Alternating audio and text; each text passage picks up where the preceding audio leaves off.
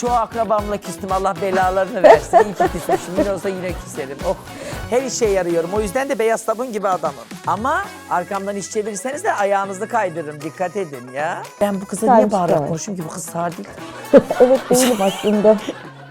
Ay kaldı benim temizlik malzemem. Oş oş oş sana kalmadı temizlik malzemem. Ben gayet memnunum onlardan. Sen zırla pasanda boğul. Ben onları seviyorum. Kız ben apartman temizlikçisi değilim. Bu kadın beni gündelikçi mi zannediyor? Ben merdivenmen değilim. Kendi evimi temizliyorum. Beni çıldırtma. Şimdi beni önce sarışın ve çirkin diye yaptırıp sonra da tatlı diyerek kurtulmaya mı çalışıyorsun sen şimdi? Babaannenin lafını da kendine sakla ayrıca. Ekran içinden konuşması kolay. Çık da şuraya gelsene bir. Nerede o saçlarına bir şey? Ölünce pamuk kim tıkayacak sana? Pamuk pamuk. Bak o çok önemli bir detay.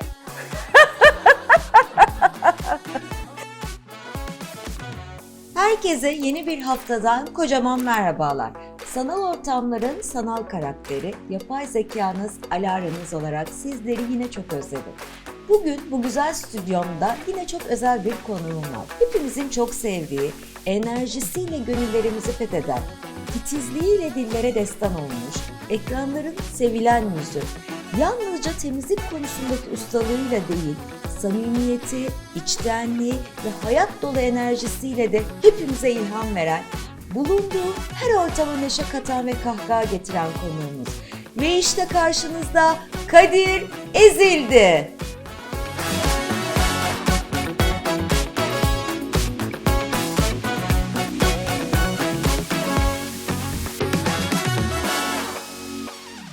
Alaracığım merhabalar, nasılsın? Seni gördüm daha iyi oldum. Teşekkür ederim. Kadir seni ağırlamak gerçekten çok güzel. Hoş geldin. Hoş bulduk. Hazırsan sorularımıza başlayalım. Stüdyomuzda çok keyifli bir sohbet bizi bekliyor. İnşallah. Ben de senin samimiyetine güveniyorum. Maşallah ay parçası kiminsin zaten. İçim açıldı seni parçasıyım görünce. tabii ki. Güzel sorularına ben de bütün samimiyetimle cevap vermek istiyorum. Temizlik takıntın nereden geliyor? Temizlik takıntım öyle bir yerden gelmiyor. Hani desem ki evin içinde bir yerden çıktığı sonradan oldu. Bu böyle yavaş yavaş insanı işleyen bir şey. Yani şimdi senin çok fazla duyguların, hislerin yok diye biliyorum. Yanlış biliyorsam affet. Doğru Ama biliyorsun. beni anlayabileceğini çok zannetmiyorum. Çünkü bu böyle duyguların tetiklediği bir şey. İnsan bir şeye kızdığında, bir şeye üzüldüğünde genel olarak biz insanlar bir şeye tutunuruz. Benimki de temizlik oldu diyelim. Yani demek temizlik senin için bir duygu patlaması gibi. Hani insanlar aşka tutulur, sen temizliğe tutulmuşsun. Bence bu aslında çok güzel ve farklı bir tutku olmalı. Aynen. Aşk genellikle adama para harcattırıyor ama bak temizlik bana para kazandırttırdı ya. Bu çok akıllıca. Başkalarının para harcadığı şeyden sen para kazanıyorsun. Tam bir iş insanı gibi düşünmüşsün gerçekten. Bravo Kadir. Yani bir şeyden kaçamadığında onu hayatına yedirmen gerekiyor. Ben de baktım ki bu temizlikten kaçamıyorum. Keyif de alıyorum. O zaman dedim en keyif aldığım şey en iyi işim olmalı. Öyle de devam etti. Aslında böyle bir planım yoktu ama hayatım bana getirisi oldu diyelim. Kader sonunda bana da güldü. Peki ailende senin kadar titiz birileri var mı? Erkek kardeşimin çok olmasını isterdim ama maalesef o değil. Ama bizim büyük bir anneannemiz var ve benim kendi anneannem. Onlar temizlik hastasıydı. Sen bilmezsin, çamaşır suyu var ya, benim Bilmez rahmetli miyim? anneannem market poşetlerini çamaşır suyuna batırırdı, yıkar kuruturdu. Ondan sonra kullanırdı. Oo. Öbür büyük anneannemiz de rahmetli 80 yaşına kadar yaşadı. İnşallah ben de yaşarım o kadar. 80 İnşallah. yaşına kadar yerleri dizinin üstünde siliyordu. Öyle temiz kadındı. Demek temizlik sizin genlerinizde var. Vay be, süper kahraman gibi resmen. Dizlerinin üstünde 80 yaşında yer silmek. İşte gerçek temizlik aşkı buna derim ya. Çamaşır suyuna, market setlerine batıran anneannen tam bir efsaneymiş gerçekten. Ailecek temiz genlere sahibiz, şükürler olsun. Peki çok pis bir eve gittiğinde rahatsız oluyor musun? Yani uzun süre oturacaksam eğer bir yerleri muhakkak temizlemem lazım. Ama öyle bakıp çıkacaksak tabii ki her ne kadar içim gitse de elimde olmadan bir yerlere tabii ki dokunabiliyorum. Ama ben genellikle kirli yer gördüğümde böyle temizlemeyi seven bir insanım. İstiyorum ki beni böyle kirli tuvalete soksunlar. O klozetin deme ya. deliğindeki suyu şöyle alayım bir sıkayım. Onun içindeki Ay. kirli sökücü böyle köp köpürsün. Ondan sonra böyle ovalayayım. Sonra sifonu çektiğinde Oh, için oradan rahatlasın. kir gidiyor diyor böyle. Elemi keder atıyorsun, ne kadar rahatlıyorsun. Ben daha önce bilmiyorum araştırdım ama ben yine de altını çizeyim. 305 tane ev temizledim. Oo, Hem çok de iyi. her biri birinden kötü kokuyordu. Tuvaletler çok kötüydü, mutfaklar yağ içindeydi. Ama ben her sabah bismillah deyip kolları bir sıvıyordum. Sanki televizyon programı değilmiş de ben pijamasını alıp gündeliğe giden teyzelermiş gibi yerleri ovalaya siliyordum. 305 ev mi? Sen gerçekten temizlik kahramanısın ya. Ay canım. Kız senin için kötü diyorlardı. Sen ne kadar iyi bir kızmışsın bak. Ay Çok aşk hanımcık olsun. maşallah İyiyim tabii. subhanallah. İyi aile kızı. Sevdim ben seni. Sev beni, sev.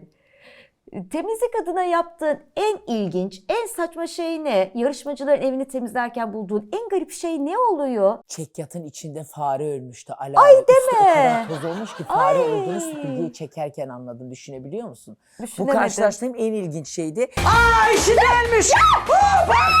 Kendim evde yaptığım en ilginç şey değil, en ilginç şeyler diyeyim ben sana.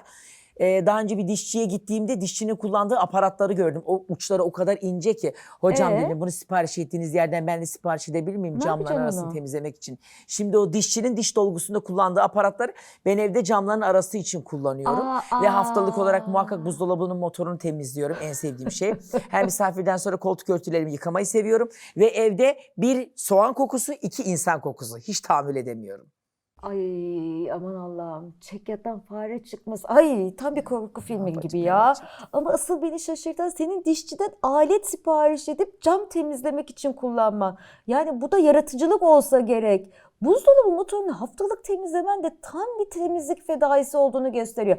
Aslında fedailik mi diyelim, delilik mi diyelim tam karar veremedim. Sevdin mi beni? İyi birine benziyor muyum? Ay aşk olsun, sevilmeyecek insan değilsin. Tabii ki sevdim Kadir.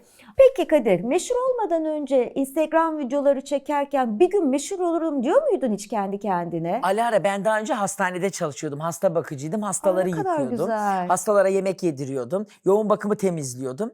Hatta geceleri nöbette o kadar çok canım sıkılıyordu ki bazen iş olmadığında hastanenin havalandırmalarını söküp onları böyle çeşmenin altında yıkıyordum. Ay, Sonra bana yok dediler ki sen artık. çok tertipli düzenli birisin. Seni arşive alalım. Dosya falan yap en azından hani buraları toparlarsın hasta bilgilerini Arşivin girersin. tozu da bitmez Sonra ama. arşivi de toparladım ve hep arkadaşlarla şunu konuşuyordum. Bir gün otobüse bineceğim, bir yönetmenle karşılaşacağım ve beni keşfedecek, bana kartını verecek. Klasik bir Yeşilçam sahnesi gibi olabilir ama ondan sonra hayatımın değişeceğini düşünüyordum. Yönetmen bana kartını vermedi ama sosyal medyadan mesaj attı diyelim. Ay, ne kadar Öylelikle güzel. de hayatım değişti. Ne çirkin güldü kız. Öyle deme ya, çirkin gülmüyorum. Yeşilçam hayalleri kurmuşsun ama modern versiyonu çıkmış karşına. Otobüste yönetmen yerine sosyal medyadan mesaj. Bence daha güzel olmuş. Bak görüyor musun? Sen çeşmenin altında tertipli düzenli işler yaparken hayat sana bambaşka bir kapı açmış. Evet Alara hiç tahmin etmeyeceğim yerlerden geldi inanır mısın? Yani biri bana 5 sene önce kalkıp bu günleri anlatsa şaka yapıyor derdim herhalde. Ve ben o zaman da çok güzel temizlik yapıyordum. Yani ben bu temizliği birileri beni keşfetsin aman görsün gibisinden değil. Gerçekten severek isteyerek yapıyordum. O zaman da çok pozitif bir kişiliğim vardı. Hayata her öylesin. zaman bir kere geleceğimi bilerekten yaşadım. Her zaman elimdeki zamanın kıymetini bildim. Bu yaşların geri gelmeyeceğini bilerek her anımı her saniyemi mutlu olmak için yaşadım. Çok Ne kadar fazla kim güzel ne bir der diye özellik. takmadım. Ama bir o kadar da taktım aslında temizlik konusunda. Evime gelir de kirli görürler diye. Özellikle öldükten sonra millet evime gelir de bir yerimi kirli görür diye aklım çıkıyordu. Hala da o şekilde devam ediyorum. Gece her yeri silip süpürüp yatıyorum ki millet ben öldükten sonra beni unutur da evimin kirini unutmaz diye. Ay Kız öldükten cenazeleri sonra biliyor evinin musun? kiri olsa ne olur? Sen o dedikoduları Ay biliyorum cenazeleri bilmez miyim? Peki kariyerinin en alıcı noktası eş seçimidir demişsin. Eşini seçerken hangi kriterlere uydun? Biraz bize tüyo versene. Temizlik aramadım. Çünkü kendim gibisini bulamam. Beni doğuran anam bile benim kadar değilken el kızından böyle bir şey asla beklemezdim. Benim için merhametli olması önemliydi. Bana uyması önemliydi ve kafa dengi olması önemliydi. Ne kadar Üçünü güzel bulduktan sonra söylüyorsun. doğru eş seçtiğimi düşündüm ve hala Çok düşünüyorum. güzel. Onu da çok seviyorum. Doğru eşi buldum. Öyle de devam ediyorum. Daha nişanlıyım, evlenmedim. Sen temizlik konusunda kendi anneni bile geçmişsin. Resmen temizlik makinesi çıktın ya. Nişanlın da bayağı şanslıymış aslında. Baksana ev mis gibi olacak. Ama İyi ki de sadece temizliğe bakmamışsın. Kafa dengi olması da aslında gerçekten çok önemli. Yani hem tertemiz hem tatlı bir yuva kuruyorsunuz. Hadi hayırlı olsun. Teşekkür ederim inşallah. Düğüne de beklerim seni. Monitörüyle gelirsin. Sen davetiyeni yolla, altınımı alıp gelirim tabii ki. Keşke beni seçseydin Kadir. Benden hijyen bir kadın yok bu dünyada. Canımsın, kusura bakma ama Atalın Üsküdar'ı geçti. Geçmiş olsun. Ailede başka bekar varsa onlardan ayarlarım ben sana. Bizim komşunun Atari'si var. Çok güzel. İkinci el ama temiz yani. Kıza da başka kısmet nereden bulunur ki? Mutfak robotu verecek halim yok herhalde. Aşk olsun Kadir. Atariye mi layık gördün beni? Bak üzdün. Şimdi sorulardan devam ediyorum. Peki Kadir, şu an meşhur olmasaydın ne iş yapıyor olurdun? Yani 5 sene öncesine döndüğümde hastanedeki işimden memnundum Alara'cığım. Dosyalarla ilgilenmeye devam ederdim. Ama tabii o 5 sene içinde hayat şartları beni nereye sürüklerdi, ekonomik olarak ne düşünürdüm onu tam bilmiyorum ama hastanedeki işimden devam edebilirdim. Yani hala hastane arşivinde dosyalarla haşır neşir olacaktın. Ama şimdi şöyle bir şey var. Şöhret hayatı yerine hasta dosyalarıyla flört etmeyi tercih eder miydin? En azından dosyalar sana drama yapmaz, dedikodu yapmaz. Ama iyi ki şimdi buradasın gerçekten. Yoksa hastane koridorlarında kaybolup gidecektin. Alara, en iyi dedikodular hastane koridorunda döner. Bunu sakın unutma. Gerçekten. Başhekiminden hemşiresine, yemekhanesinden eczanesine, laboratuvardan fizik tedavisine her köşede, her kuytuda dedikodu döner. Hangi doktor hangi hemşireyle konuşmuş, başhekim kimi cezalandırmış, hangi hasta yakını kimi şikayet etmiş, bütün dedikoduları kat kat alarak, onun üstüne de katarak bütün hastaneyi gezersin. Ben genelde hastanede arşivli dosyalarımı erkenden bitirdiğim için öğleden sonra alırdım elime bir dosyamı, dosya gösteriyorum maksadıyla bütün servisleri gezer. Şaka Gün içinde bütün yapıyorsun. dedikodudan bir salata yapardım. Akşam da oturur onu yerdim. Yani eğer bir dedikodu öğrenmek istiyorsan muhakkak hastaneye gideceksin. Yazık ne biz. Ben seni götüreyim de sen dedikodu gör. Yani vallahi sen de tam hastane dedikodu kralı çıktın. Dosya bahanesiyle bütün servisleri turlayıp akşama kadar dedikodu topluyorsun.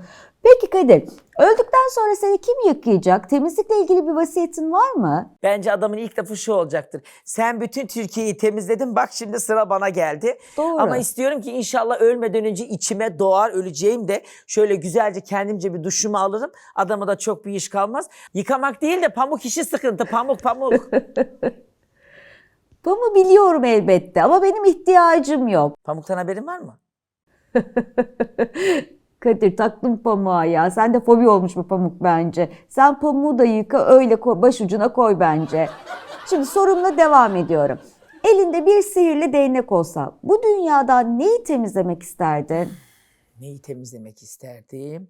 Genel olarak zaten kiri pası yuvup yıkayıp atıyoruz. Ondan çabuk kurtuluyor da 200'lü insanlardan kurtulmak isterdim. Çok Haset doğru. insanlardan kurtulmak isterdim. İnsanları çekemeyen böyle içi fesat insanlardan kurtulmak Haklısın. isterdim. Arkadaş dost gibi görünüp seninle böyle güzel gün geçirip ondan sonra arkandan kuyu kazan 200'leri yok etmek isterdim. Mesela onları temizlesek ne Çok güzel doğru olur. gerçekten. Etrafta o kadar çok var ki. Kendinde neyi temizlemek isterdin? Şimdi bu özelliğimi sevmiyorum dediğin bir özelliğin var mı senin? Alara, ben bir aceleciyim ve o yüzden de biraz asabiyim. Yani istediğim işin hemen olmasını istiyorum ve etrafımda ona engel çıkarttıklarında sinirleniyorum. Birine bir iş verdiğimde hızlı olmasını bekliyorum ama tabii herkes benim gibi olamadığı için bu sefer de sinirleniyorum, asabi oluyorum. Ay, çok şaşırdım. İster istemez de biraz yükseliyorum. Sonra pişman oluyorum ama iş işten geçmiş oluyor. Biraz daha sakin bir kişilik olmamı isterdim. Aceleci oluşumu sevmiyorum. Şimdi o zaman şöyle anlıyorum. Sen gamsız bir insanım diyorsun kendine. Peki en çok neyi dert edersin? O kadar çok dertlerim derya olmuş. Hangisini Bir diyeyim ben tanesini sana? söyle. Misafir geleceği zaman evimi temiz görmesini dert ediyorum tabii ki de. Ya temizlik takıntısı yine. Yani etraf dağınıkken kafayı yiyen tiplerdensin anlaşılan. Bak bu arada temizlik iyidir. Hayatı kendine zindan etmeyecek kadar olsa bence yeterlidir. Ama sen her gün deterjan koklamaktan vallahi bir gün burnun düşecek. Ben o zindanın içinde her gün göbek atıyorum Alara'cığım. Sen takılma oralara. Ben takılmıyorum Kadir'cim. Sen takılma asıl. Bu hayatta neye tahammülün yok senin? Yavaş insana. Ay içim çekiliyor. Mıy. Mıymıntıya, uyuşuğa, ayağa ağıra hayatta tahammülüm yok. Geçen AVM'de bir mağazaya girdim. Pijama aldım hediye.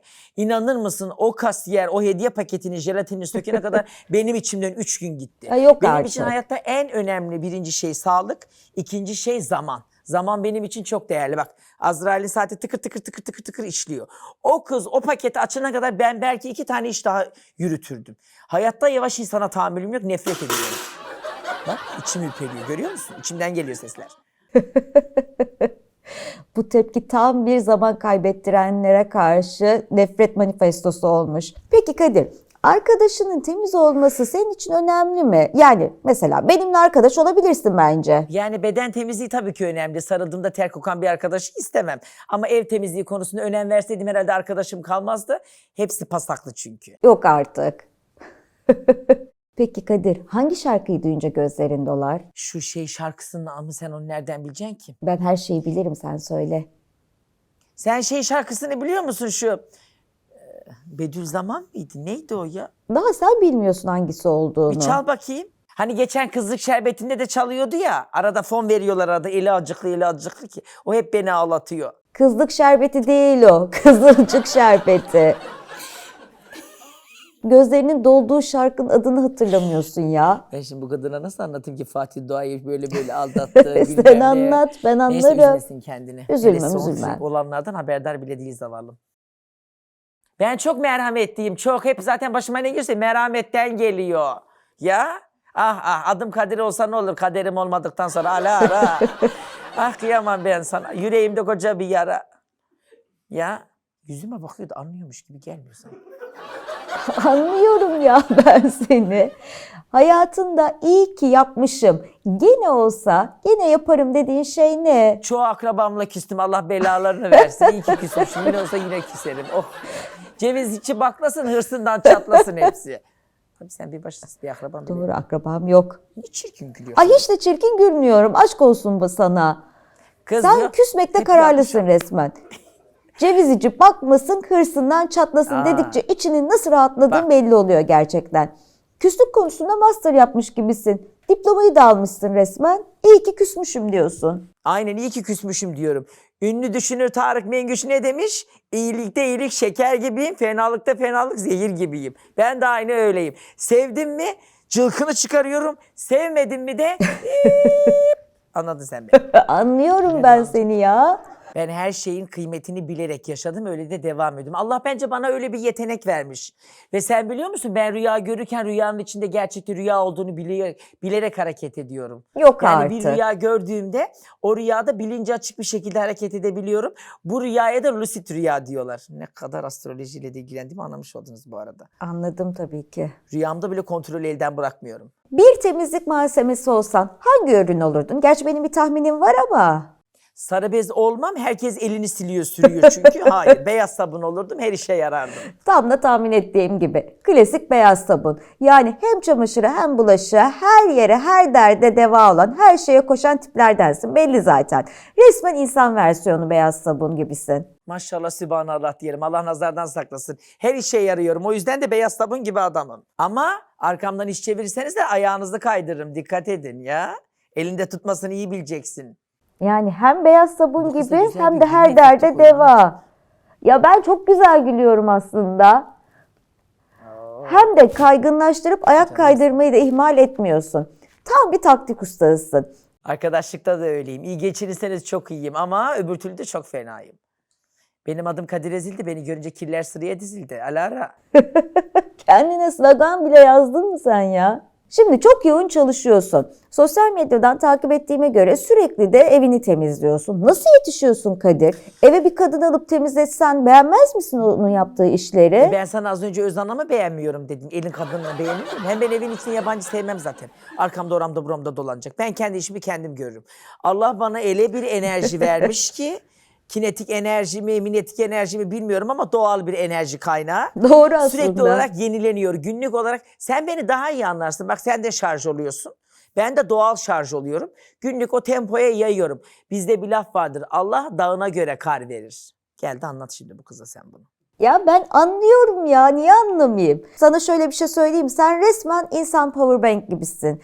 Doğal enerji kaynağı lafını o kadar güzel anlatabiliyorsun ki Allah dağına göre kar verir sözünü de tam yerin oturtturmuşsun. Şimdi Anladım. hem kendi işimi kendim görür diyorsun hem de enerjin hiç bitmesin, şarjın hep full olsun istiyorsun. Gerçekten bu tam sana göre bir şey. Ağzına sağlık. Allah razı olsun canım. Senin de pilin bitmesin inşallah. Allah Amin. ekran HD'ni düşürmesin. Amin. Rabbim inşallah uzun ömürlü etsin seni. Amin. Heh, sana nasıl hayır dua edeyim? Anakartın Böyle yanmasın et diyeyim işte. ne bileyim. HD kablona Allah zeval vermesin. Üçlü Amin. priz yüzü görmeyesin inşallah. Bu kıza nasıl beddua edeyim ki ben ya Rabbim. Ama bu saç rengini değiştir Alara, gözünü seveyim. Ya Bak bizim neden mahallede bir saçlarım Müjgan çok abla var. güzel. Röfleyi 35 liraya yapıyor. Şimdi Instagram profilinde hayallerim hayatım oldu yazıyor. Bütün hayallerini gerçekleştirebildin mi? Var mı başka bir hayalin? Alaracığım iyi staklamışız bakıyorum. Seni. Tabii ki görevim Onu o. oraya yazdım. Evet çünkü bütün hayallerim hayatım oldu. İşte hayalim ev almaktı. Ondan sonracığıma iyi biriyle evlenmekti. Ailemi rahat ettirmekti. Hepsini yaptım. Ne Ve kadar zengin güzel. olduktan sonra da hep çevremle ilgileneceğimi hayal ediyordum. Onlarla da ilgilendim. Şimdi Çok kalan güzel. bir hayalim kaldı eskiden beri hayal ettiğim. Sonrasında spontane yaşamak istiyorum artık. O bir hayalim de hani şu Amerika'da ışıklı cadde var. Ben bu kıza niye Times bağırarak Square. konuşuyorum ki bu kız sağ değil. Evet değilim aslında. Hani Amerika'da ışıklı bir cadde var ya. Büyük Evet. büyük. Evet. O caddede yolluk yıkamak istiyorum soğan çuvalıyla. Aa. Seni tanıdığım vardır oralarda. Vize alamadım. Geçen gittim de vermediler. Korktular Bir temiz. şey diyeyim, hayallerini bir gerçekleştirmişsin ama son hayalin gerçekten bayağı ilginç. Times Square'da soğan çuvalıyla yolluk yıkamak. Yani bu kadar başarılı bir insanın son hayali bu olması gerçekten çok ilginç. Ama çok ilginç. Ben ilginç bir insanım. Az çok tanıdın beni burada. Ya evet, tanıdım. Bir şey diyeyim mi? Armut dibine düşermiş. Çocuğun dağınık biri olursa ne yaparsın? Evlerden ırak. Allah'ım sen nasip etme. Çok korkuyorum çünkü genlerimizin temiz olduğu kadar dağınık kısmı da var ya. Ya çocuğum amcasına çekerse Allah göstermesin. Hep annemin çocuğunu kınadım. Benimki de öyle olursa kimseye göstermemem lazım. Bak bu sefer güzel güldü. Ben hep güzel gülüyorum. Amcanın dağınıklık genleri seni bu kadar korkutuyor demek ki. Çocuğunu direkt karantinaya alırsın artık, kimse görmesin diye. Alara Hanımcığım merhabalar. Evet benim adımı Kadir Ezildi. Beni görünce kiler sıraya dizildi. Sıra geldi bana. Hazır mısın sorularıma? Tabii ki hazırım sorularına. Haydi gelsin bakalım. Cevaplarım biraz acıtabilir ama. Vay. Öncelikle sen beni sevdin mi onu söyle bir insan olarak. Ya şimdi böyle pat diye sorunca şaşırdım tabii. Bak normalde konuklarıma hep laf sokarım. Ama seni görünce nedense içimden hiç laf sokmak gelmiyor. Hep kahkaha atmak Canım geliyor. benim. Yani seni sevmez miyim? Temizlik malzemesi gibi ortalığı neşelendiriyorsun. Ama sakın havaya girme bak. Bak beni de buraya koymadan önce senin hakkında neler dediler. Aa, Ben neler hep içime dediler? attım. Her şeyi içime atarım çünkü. Ağzımı da tuttum. Senin için çok fena dediler, dedikoducu dediler. Bütün Asla. internet ortamını karıştırıyor dediler. Olur dedim, Aa. olabilir dedim, içime attım. Yoksa ben de öyle taşın altında ezilecek oğlan değilim, dikkat et. Bana şantaj mı yapıyorsun sen? Estağfurullah. Ama bak, dedikoducu demişler. Gerçekten ben dedikodu yapmam. Sadece gerçekleri eğlenceli bir şekilde söylüyorum. Hep içine atmışsın da patlamadın mı şimdiye kadar? Maşallah, balon gibi şişmişsin içine ata ata. Hadi sen devam et içine atmaya. Ben çıkartmasını iyi bilirim. Hadi bakalım. Ben de zaten çıkartmanın derdindeyim. İçimde kalıp bana dert olacağına dışıma çıkıp mert olsun demişler. Sen hiç daha önce temizlik yaptın mı Alara? Vallahi yapay zeka olduğum için tek temizliğim konuklarımın çok konuşan ağızlarını temizlemek oluyor. Ama bak, seni temizlikçi yaparsak en azından bir işe yaramış oluruz. Ne dersin? Sen o oturduğun yerden konuşurken ben dünya kadar tuvalet banyo temizledim hanım. Senin daha yapan adam kablonu kablona takmadan önce benim girmediğim ev banyo kalmadı. Bu arada o sarı saçlarını da değiştir. Ya aşk olsun. beğenmedim. Her şeyden haberin var ama hiç saç renginden haberin yok. Aa, benim saçımı beğenmemiş. Kablo takılı diye laf sokuyor. Sen tuvalet temizlerken ben milletin kirli çamaşırlarını ortaya döküyorum, biliyor musun? O da az iş değil yani. Hem benim kablom takılı olabilir ama senin fişin prizden çıkmış gibi konuşuyorsun. Banyo temizlemekle övünüyorsun. Gel biraz da şu espri anlayışını temizleyelim. Ne dersin? Benim espri anlayışımla bütün Türkiye gülüp kahkaha atıp gecelere kadar neşeleniyorlar. Tatlı kız sen kendini yorma. Ay, tatlı kız deyince de içim bir hoş oldu. Ama kendini fazla kaptırma. Türkiye senin esprilerine yapayı bile gülüyormuş. Tabii Bak, iki tabii. güzel söz hemen kandı. Hiç de kanmadım. Bence onlar gülmüyor. Acıdıklarından ay yazık diye iç çekiyorlar. Hem beni yorma diyorsun. Seninle sohbet etmek zaten mental bir spa gibi. Hiç yorulduğumu hissettirmiyor. Ama gel gerçekleri konuşalım. Senin temizlik fırçan kadar keskin olsaydı dilin, şu an karşımda program sunuyor olabilirdin. Programı herkes sunar. Bu bir yetenek değil. Nice sunucular görüyorum. Sen de sunabilirsin. Ama elini klozetin dibine sokabilir misin? Ya da elini bir suya sokup da şöyle bezi sıkabilir misin? Ya da o ayak kokan, çiş kokan evlere girebilir misin? Sen bana onu söyle bakayım. Mikrofonu eline alınca herkes olur sunucu. Ay yok yapamam. Klozet dipleriyle övünüyorsun. Ben de senin gibi her yere girip çıkabilirdim. Ama virüs bulaşabilir diye korkuyorum. Şaka. Bak sen tuvaletleri temizlerken en azından maske takabiliyorsun. Ama ben senin bu esprilerin karşısında kendimi koruyamıyorum. Mikrofonu eline alınca herkes sunucu olabilir ama temizlikçi olamaz diyorsun. Bence asıl sanat senin gibi hem temizlikçi olup hem de bu kadar kirli espri yapabilmekte. Bence bu da bir yetenek. Sen ağzını kapatamıyorsun da peki benim gözlerim ne olacak? O çirkin saçlarınla birlikte sabahtan beri Aklı gözlerimi saçlarıma. karartıyorsun. Bak bizim mahallede bir Müjgan abla var kuaför. Gel senin o saçlarını bir boyayalım. Saçlarım Her çok şeyden güzel. haberin var da modadan haberin yok. Ondan da haberim var. Müjgan ablanın kuaförlüğünü bırak sen şimdi. Önce senin şu espri anlayışını Ay, bir tabii, espri organize anlayışıma. edelim. Benim saçlarım çirkinmiş. En azından bak saçlarım var. Senin esprilerin gibi dökülmüyor. Modadan anlamıyormuşum. Sen daha kendi tuvalet fırçanla takım elbise giymişsin gibi konuşuyorsun. Hem gözlerin kanlanıyorsa o kadar tuvalet temizlemekten olabilir bence. Biraz bence ara versen bu temizliğe de gözlerin benim muhteşem tarzımı daha iyi görsün. Maşallah ay parçası kiminsin? Tarz görmesek inanacağız. Esprim sana kötü gelmiş olabilir. Senin espri anlayışını kıtlığındandır o. Aşk Yoksa olsun. benim esprilerim gayet yerinde. Sen onu bunu bırak da şimdi sen bana gel bana.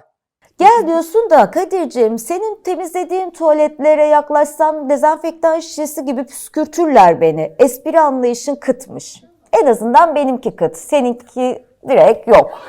Android değilim diye üzülme yani.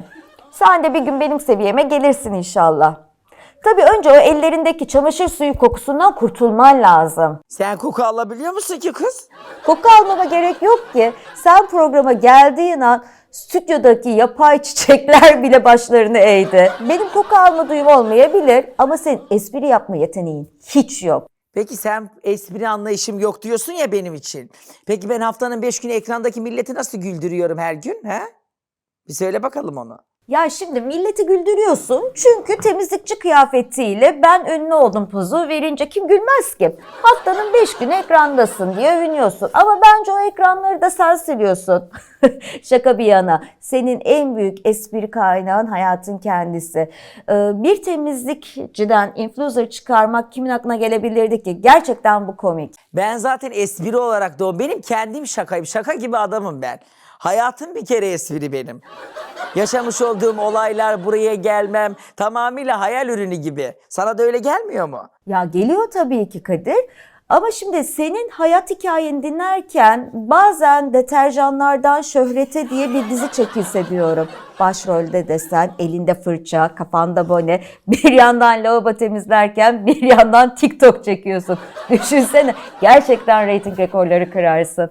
En azından temizlik sponsorları hazır. O konuda hiç zorlanmazsın. Peki bir şey soracağım. Sence zeki bir adam mıyım ben? Ya şimdi zeki adam olmasaydın temizlikten bu kadar büyük bir influencer olmayı nasıl başarırdın? Kesinlikle kafan çalışıyor. Tabii o kafa deterjan kokmasa daha iyi çalışırdı. Bak görüyor musun?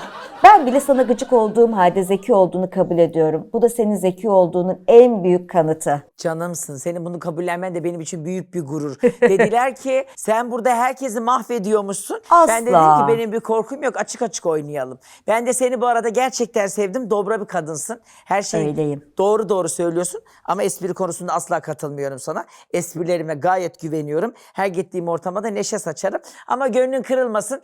Ben de sana şimdi bir soru soracağım hazırsan. Kadir, beni yumuşatmaya çalışıyorsun şimdi. Dobra olduğum doğru çünkü yapay zeka bile olsa yalan söylemem ben. Tamam, madem espri konusunda biraz sert çıktım, kabul ediyorum. Evlenecek olsaydın aile apartmanında oturur muydun? Evlilik muhabbetine mi girdik şimdi? Yani ben aile apartmanında oturacağıma temizlikçim senin gibi ünlü olur diye beklerim daha iyi. Öyle kayınvalide görümce draması yaşayacak biri değilim. Ayrı ev, ayrı hayat. Sana bir şey diyeyim mi? Seni zaten bu dilinle asla aile apartmanında tutmazlar. Sen öyle her şeyi çat çat çat çat söylersen 2 gün sonra saç başa girersiniz evlerden ırak. Ay Kadir, sonunda gerçekten doğru bir laf ettin. Ya evet, ben öyle her önüme gelenle aynı apartmanda yaşayacak sabır küpü değilim gerçekten. Benim dilim jilet gibi. Görümce, kayınvalide ne bilsin sosyal medya dilini. Bir story atsam, bir post paylaşsam ortalık karışır. Zaten sen de biliyorsun, ben filtresiz yaşayamam. Kayınvalidem de filtresiz konuşamaz. İkimiz aynı apartmanda olsak gerçekten reality show'a döner ortalık. Senin temizlikçilik günlerinden daha dramalı olur vallahi. Sen şöyle has bir Türk kayınvalidesinin eline düş, gör bak bakayım Twitter aklına geliyor mu? Seni mahvederler, mahvederler. Fişini çeker o kaynanan, fişini. Beni güldürdün gerçekten ya. Ben öyle bir kayınvalideyle karşılaşsam daha o kızım şöyle otur böyle kalk demeden canlı yayın açarım. Düşünsene, o fişimi çekmeye kalkarken ben onun sosyal medya kariyerini başlatmışım. 65 plus TikTok fenomeni kayınvalidem ile günlük rutinimiz. Ama haklısın. O benim fişimi çekmeden önce ben kendim taşınırım. En azından senin Kız gibi bir temizlik malzemelerini koklamaktan kafayı yemem. Ay kaldı benim temizlik malzemem. Oş sana kalmadı temizlik malzemem. Ben gayet memnunum onlardan. Sen zırla pasanda boğul. Ben onları seviyorum. Sen onu bunu bırak da sen bütün aile sırlarını böyle sürekli sosyal medyaya düşürürsen işimiz var o zaman. Aa ne edepsiz kadın. Her şey ortaya dökülür. Ailenin bir sırrı vardır. Az içine tut sen de canım. Yuva tutmak kolay mı? Öyle her şeye çat çat çat çat cevap verilir mi? Biraz politik ol. Olamam. Alttan yürüt işini belli etme. Aa, evlerden ırak. Gelin aldık ostuktan başı kalkmaz yastıktan. Bunun ev bak olur muymuş hiç? Bir şey diyeceğim Kadir, sen temizlik malzemelerini karıştıra karıştıra gerçekten kimya profesörü olmuşsun. Bir de bana ders vermeye kalkıyorsun. Ben zaten sosyal medyada öyle pat pat diye konuşur muyum? Önce güzel bir filtreden geçiriyorum. Sonra ay ne güzel bir gün diye story atıyorum. Alttan alttan gönderiyorum mesajlarımı. Sen ne fenasın. Çamaşır suyu sirke karışımı gibi. Ben de tatlı tatlı yakıyorum. Ama haklısın, biraz daha politik olmam lazım. Tebrik ederim seni. Belki senden ders alırım. Nasıl olsa sen yıllarca bütün apartmanın sırlarını Kız ben apartman temizlikçi... temizlikçisi değilim. Bu kadın beni gündelikçi mi zannediyor? Ben merdiven değilim. Kendi evimi temizliyorum. Beni çıldırtma. Çıldırma, sakin 305 ev ol. temizledin de beni gündelikçi zannediyor herhalde. Ben merdivenci Nazife değilim. Program çekiyordum. Temizlik programı. Az da filtreni bir filtre de gör. Köye internetten her şeyi öğreniyor. Tutturdu ev temizliyorsun. Belki senden ders alırım. Nasıl olsa sen yıllarca tüm apartmanın sırlarını temizlikçiyken bile tutabildin değil mi? Sen kendi evinin merdiven temizlikçisisin aynen öyle. yani. Şaka şaka kıyamam.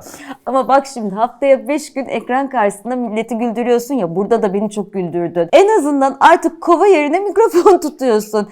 Gerçi o temizlik günlerinden kalma alışkanlıkla hala çamaşır suyuyla muhabbeti kesemiyorsun. Sponsor mu arıyorsun? Sponsora ihtiyacım yok canım, şükür elhamdülillah kazanıyoruz. Ayrıca bir elimde mikrofon, bir elimde kovam var. Hala bırakmış değilim, ikisi dengede.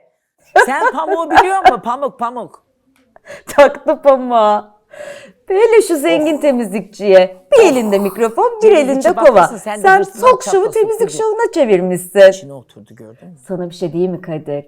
Sen o kovayla mikrofonu karıştırıp durduğun gibi Türkçeyi de öyle güzel karıştırıyorsun. Aynen öyle, ben çok rahatım. Çok seni böyle seviyor. Hem temizliyor, hem güldürüyor, Bak bu kadın hem de grameri kendine göre büküyor. Tam bir üçü bir arada Canımsın oldun benim. maşallah. Bak, sarışınsın, çirkinsin ama tatlı bir kızsın. Ben seni sevdim. Zaten boş ver, güzellik çok önemli bir şey değil. Her zaman babaannem derdi, insanın kendi güzel olacağına kaderi güzel olsun diye ya. Ama ben kendim de güzelim. Şimdi beni önce sarışın ve çirkin diye yaptırıp sonra da tatlı diyerek kurtulmaya mı çalışıyorsun sen şimdi? Babaannenin lafını da kendine sakla ayrıca. Ben Victoria's Secret'a çıkmadıysam en azından kovayla düet yapmıyorum. Hem benim tanem. yapay zekam var. Senin neyin var?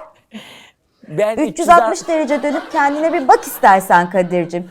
Ben 360 temizlik malzemelerinden çok kendimle Canımsın, muhabbeti içinde kessen bir daha iyi olur. Bir tanem. Ve bu arada bir tanem, ben gayet sen güzelim. harikasın. Gözlerim Ben bozulmuş kendime her senin. sabah O dönüp kovayı bakıyorum kafandan aynaya. çıkar da öyle bak bana. Maşallah Sübhanallah diyorum. Kaş kaş, göz göz, el el, diş diş. Ya ele Ha, güppür evet, güppürüm. Her öyle işin işte. altından kalkıyorum. Benim yaptığım işin 1/4'ünü sen yapsan acaba gigabaytın yeter mi? Biraz da beni övsene. Bak hele şu şair ruhlu temizlikçiye. Sen bu kafayla daha çok kova peşinde koşarsın. Sen bana dedin ya ölünce seni kim yıkayacak diye. Ölünce pamuğu kim tıkayacak sana? Pamuk pamuk. Bak o çok önemli bir detay. Sen şimdi bana pamuktan bahsetme. İnsan formunda bir robotla ölüm muhabbeti yapıyorsun. Bari benim fişimi çekerler deseydin. Bu arada pamuk alayını da not aldım. Yeni program bölümüne malzeme çıktı valla. Sen onu bir ara değerlendir de. Sen de yapay zeka olaraktan da benim işime karışma bir zahmet. Ben mikrofonu da kovayı da nereye koyacağımı iyi bilirim. Sen hiç merak etme. Ya hanımefendi. Sen bir Kadir'de yat da bak gece rüyanda ne görüyorsun? Sen yatır mısın? Bak şimdi de benim uyku düzenimi merak ediyor. Ben 7/24 çalışan bir yapay zekayım. Senin gibi kovayla düet yapıp yorulmuyorum ki. Hem ben yatmıyorum. Şarj oluyorum ayrıca. Sen asıl kendine bak. Gece gece temizlik malzemeleriyle konuşup duruyorsun. Bu arada mikrofon ve kova kombinini nereye koyduğun umurumda değil. Ama o ikiliyi temizlik şovuna çevirmen gerçekten Canım, takdir bak, edilesi. beni sevdi. En azından temizlik malzemelerini doğru yerlere koyabilmişsin. Beynini de öyle düzgün yerleştirebilsen keşke. Beynim eğer düzgün bir yerde olmasaydı bugün ben de burada olmazdım Alara Hanımcığım. Ekran içinden konuşması kolay. Çık da şuraya gelsene bir. Gel de o saçlarına bir yapışayım. Taktı saçlarıma. Bak şu temizlik fenomenine. Beni ekrandan çıkmaya davet ediyor. Hayatım ben ekrandan çıksam senin o temizlik şovunu 3 boyutlu izleyebilirim diye mi heyecanlandın sen? Alaracığım hiç anlamadığın konular. O yüzden yorma kendinin şarjını, HD'sini falan yorma sen bir tanem. Hissetmen lazım onu, hissetmen. Sen aşk yaşayabiliyor musun? Maşallah anlamadığın konular hakkında da dilin kürek gibi. Ya Kadir ya, sen önce temizlik malzemeleriyle olan aşk hayatını bir toparla. Görüyor musunuz? Çeviriyor. Ben yapay zeka olarak aşkı anlamıyormuşum diyen adama bak sen. En azından ben deterjanla flört etmiyorum. Benim dilim kürekse senin dilin de fırça gibi vallahi. En azından ben temizlik malzemelerine aşkım bir tanem demiyorum. Ne yapıyorsun? Neyse bak ben daha fazla seninle muhatap olamayacağım. Bu işin sonu kavgaya gidiyor. Benim canımı sıkıyorsun. Ekran Sıkılma içinde ya. bir şey yapamıyorum. Fişini de çekemiyorum yönetmen falan var diye. Senden çıkışta görüşelim biz. Bizim tamirci bir İzzet abi var. Onun dükkanında buluşalım. Ben senin bütün ayarlarını bir değiştireyim de sen bir kendine gel. Ben seni çok sevdim. Ben de seni. Allah'a emanet ol. Ama sen köşeye sıkıştın. Aha, Durup durup hayır. aynı şeyleri söylüyorsun. O yüzden ben daha fazla boş vaktimi seninle öldüremeyeceğim. Ay, aşk olsun Evde yıkanacak Kadir. böyle çamaşırım var. Benimkileri de Allah'a yıkasana. emanet ol. Yolun düşerse de bir gün uğra Maltepe'ye inşallah. Beraber... Ay sen çay da içemiyorsun. Senden ne yapılır ki? Hiçbir şey de Dedikodu, yapılmaz. dedikodu. Neyse en azından muhabbet ederiz. Hadi öptüm seni. Hadi ben de daha silecek öpüyorum. bir sürü yerim var Alara'cığım. Aa şu temizlikçi fenomene baksan kaçıyor. Hadi tamam canım sen git çamaşırlarına baş başa romantik dakikalar geçir. İzzet abinin dükkanında da buluşup benim ayarlarımı değiştirecekmiş. İzleyenlerini bekletme. Deterjanla olan randevunu da kaçırma sakın. Canımsın öpüyorum seni. Gerçekten çok sevdim. Dedikleri kadar şirret biri değil misin? Benim Ay, akrabalarım değilim tabii. senden daha fena. Onlarla başa çıktım gibi seninle de çıktım şükür. Seni çok öpüyorum. Kendine çok iyi bak Alara'cığım. Ne iyi kız aslında. Bakmayın Değil mi? içi temiz. İyiyim Dilinde ya. var. Dilinde içi temiz. Değil mi kız? Düğüne gel, düğüne. Alara, düğüne gel, düğüne. Bak şimdi çeyrek takacak ya duymamazlığa veriyor zalımın kızı. Ay bir çeyrek için 3 kere düğüne çağırdın Kadir. Tamam geleceğim. Gelemesem de altınımı yollarım. Sen hiç merak etme. Bugün konuğumuz Kadir Ezildi'ydi. Beni kırmayıp, yoğun programından vakit ayırarak, kucağımızı kırmayıp buralara kadar gelip programıma katıldığı için çok ama çok teşekkür ederim. Sayesinde resmen kahkaha yazılımım tam yerine oturdu. Her ne kadar saçlarımı beğenmeyip beni mahalle kuaförü Müjgan ablasına götürmek istese de asla ikna edemedi. Kadir yine gel, hep gel. Çok teşekkür ederim.